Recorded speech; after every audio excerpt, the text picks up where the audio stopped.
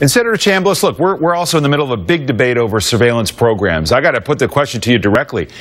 Are our surveillance programs what are giving us this stream of specific information, specific intelligence on this potential plot? Well, that's kind of interesting, Dave, because in fact they are.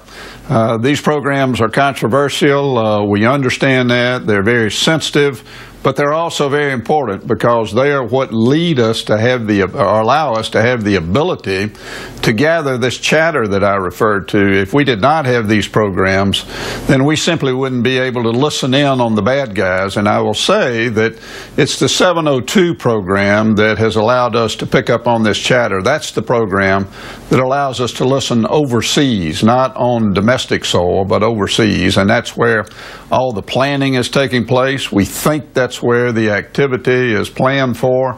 So yes, these programs, even though they're controversial, this is a good indication of why they're so important. And this